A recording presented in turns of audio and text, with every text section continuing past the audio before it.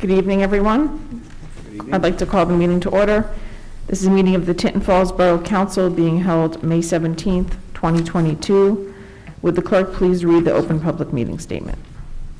Pursuant to Section 5 of the Open Public Meetings Act, adequate notice of this meeting has been provided by posting on the bulletin board at Borough Hall and by notification to the Asbury Park Press, the Newark Star Ledger, and the New Coaster at least 48 hours prior to the meeting and filing with the Borough Clerk all on January 4th, 2022.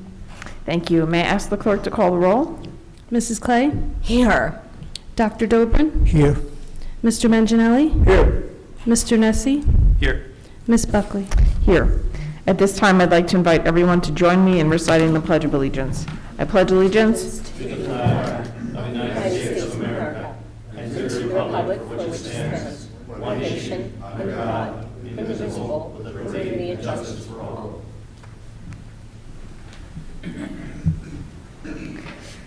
There's one set of meeting minutes for approval this evening. May I have a motion to approve the March 15th, 2022 regular meeting minutes? Motion. Second. Thank you. Thank you for the second. May I have a roll call, please? Mrs. Clay? Yes. Dr. Dobrin? Yes. Mr. Manginelli? Yes. Mr. Nessie? Yes. Ms. Buckley? Yes. Now we'll move on to reports. Mr. Neff, our borough engineer, is not here this evening, nor is Mr. Fallon, our CFO. So that brings us to Mr. Terrafranco, our BA. Thank you, Council President. No report this evening. Okay. Mayor Perillo. I would just like to make it public that we're having a Memorial Day service Monday, May the 30th, 11 o'clock at the Sycamore Avenue Park. And we're going to have a Lieutenant Commander, James R. McCarthy, U.S. Navy, who's going to be our guest speaker. And of course, we're going to introduce Ms. Denise Catalano as our Tinton Falls citizen on that day. So again, spread the word, and hope to see you all there Monday, May 30th. Thank you. Thank you. That's it. Thank you, Mayor. Mr. Starkey, our Director of Law. Thank you. I have no report tonight. All right. And Ms. Hutchinson, our Clerk. No report tonight, thank you. All right. Moving on to council reports. I'm going to start with Mrs. Clay. Thank you, Council President. There was a Board of Ed meeting on May 9th. There was nothing major to report. On May 23rd, the retirees and the Educators of the Year will be honored at that meeting. So if you're out and about and you want to check it out, that would be a nice meeting to attend. Thank you. Thank you. Dr. Dobrin. Okay, the Tinton Falls Library Association is having their fundraising musical festival probably toward the end of August. The details will be forthcoming. And that's all I have for tonight. Thank you. All right. Thank you. Mr. Manginelli. No report except welcome back, Mayor. Good to see you walking around. Good to be here.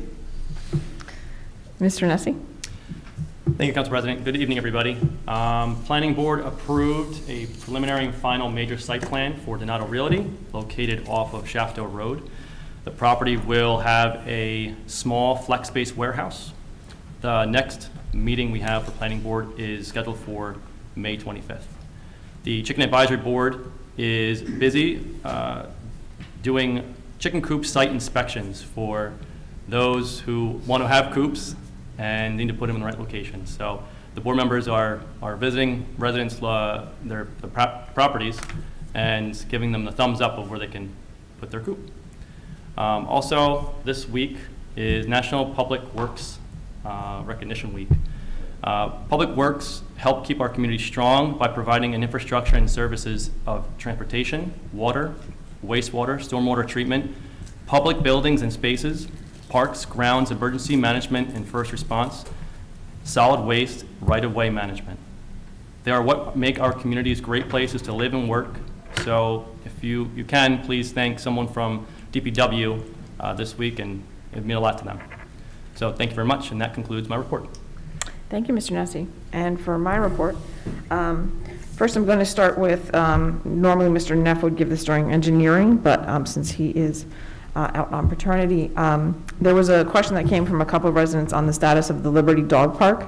which is closed for renovations. There had been some delays, I guess, receiving the equipment. But this week, all possible restoration, removal of debris that can be accomplished while waiting on the equipment will be completed.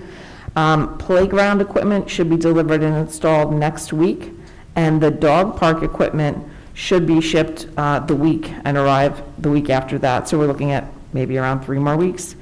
The turf and equipment installation needs to be coordinated together. And finally, the basketball court color coding is in progress. So I thank the engineering department for that update. There's a Fort Monmouth Economic Revitalization Authority meeting tomorrow evening. I mention this because there is an item with regards to Robert Wood Johnson's commercial parcel on the agenda. It's minor. Robert Wood Johnson is asking for a delay, essentially, to conduct more environmental testing. This is not the Robert Wood Johnson Hospital parcel right across here. It's the secondary commercial parcel, which is adjacent to Pine Brook Road. So there's just ongoing testing, and they're waiting for they're asking for an extension. And also, if you are familiar with the staff of Femera, Bruce Stedman is the executive director. He's been there since the inception and been a great partner. He's retiring, and his last meeting is tomorrow evening. So we all wish him well on his retirement. And the new executive director is currently number 2 in command, Kara Kopak. She'll be taking over. And she's a Monmouth Regional High School grad and Eatontown resident herself. And finally, the next Environmental Commission meeting is May 26th. So feel free to join us for that. And that concludes my report. There is one ordinance on for introduction this evening. I'd like to remind the public that when an ordinance is introduced, there is no public discussion. The public discussion for the following ordinance will take place when it's up for final consideration. With that, may I ask the clerk to read the title of the ordinance, please? 2022-1489, an ordinance amending the Borough Code to repeal Chapter 19 flood damage prevention in its entirety, to adopt a new Chapter 19 flood damage prevention ordinance, to adopt flood hazard maps, to designate a floodplain administrator, and to provide for severability and an effective date. The public hearing will be held on June 14, 2022, or as soon thereafter as the matter can be reached on the agenda. Thank you. May I have a motion to approve the introduction of this ordinance? Motion. Thank you. May I have a second? Second. Thank you. May I have a roll call, please? Mrs. Clay? Yes. Dr. Dobrin? Yes. Mr. Manginelli? Yes. Mr. Nessie? Yes. Ms. Buckley? Yes, and before we move on, so Mr. Starkey, if you could just confirm, just we all know this, but for the edification of the public, this is required update from DEP?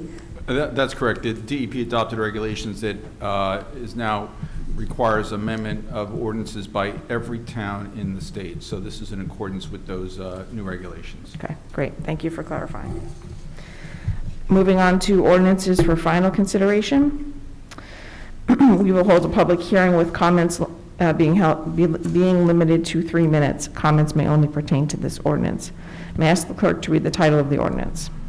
2022-1488, bond ordinance amending in part bond ordinance number 2021-1477, adopted on July 13, 2021, providing for the borough's 2021-2022 road improvement program in order to appropriate an additional $311,800, therefore a total appropriation of $2,911,800 authorized in and by the Borough of Tinton Falls in the County of Monmouth, New Jersey.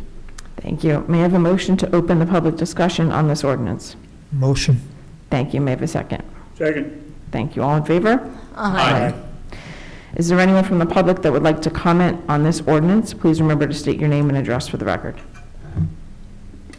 Okay. Michelle, were there any written comments received as pertains to this ordinance? No, there were not. Okay, great. May I have a motion to close the public hearing? Motion. I heard, okay. I heard Councilwoman Clay for the first, Councilman Nessie for the second.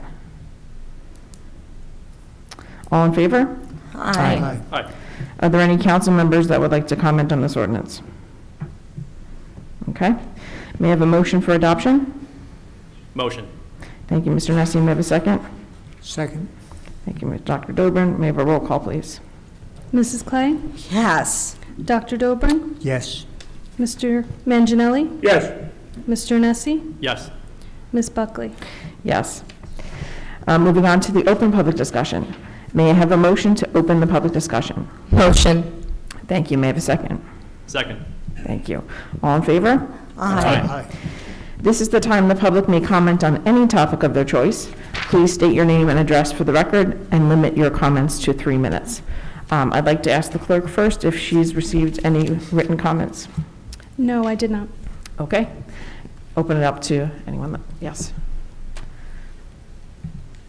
Good evening, Brendan Tobin, 5 Chestnut Court, Tinton Falls. I just moved here a couple weeks ago. A couple things. One, thank you for pointing out the Public Works Week. I am Vice President of the American Public Works Association of New Jersey, and we know that Public Works is rarely appreciated until somebody can't get to work or the toilet doesn't work or something else, but they work every day to keep our systems working. 2, it is also National Police Week and National EMS Week. And we all know, being a fireman and member of this community for so long, how much we rely on on police and EMS. And I think it's odd they should get their own weeks, but they're both this week, so I would point that out. The third thing, the real reason I came here, the main reason I came here tonight, you're gonna wanna take some notes on this because it's kind of involved. I live over across from the soccer complex off of Acorn and Chestnut. I live in the nut section off of Sycamore. So anyway, that's where I live. And our neighborhood was all ash trees. It's a very common tree planted in this area by developers because they grow big and they put a lot of leaves and they look nice. Problem is our area is being inundated by the emerald ash borer. And that's something that gets in under the bark, that plants its larvae. Woodpeckers attack it, they tear the trees apart, and by the time you realize you have a problem, the bark is falling off and your trees are beyond saving. I reached out to Rutgers Cooperative Extension, and they're like, oh, you should have sprayed them before. Oh, I should have known that there was an invasive species that nobody can detect till it kills your trees. We now have probably 40 trees in our neighborhood that are dead or dying. The tree in front of my house was full of leaves last year, now it's about a third is starting to sprout. I talked to Mr. Neff, who's very helpful, and Mr. Shaffrey, very helpful about the trees. They told me it's my tree, it's in the right of way, it's my tree, and I have to replace it with another tree. I don't have room for another tree because I already have another tree in the yard, but here's the issue. All the utilities in my neighborhood run under those trees, to the point where my next door neighbor on this side, his power came from this side of my tree, and the roots grew into the power lines and shut his power off. So I don't think we should just be telling residents of the town to cut the trees down and hiring somebody. What I've asked, and I've reached out to Elizabeth Perez, I left her a message at Monmouth County because they have Schedule C contracts they can do. They have tree people that can do this.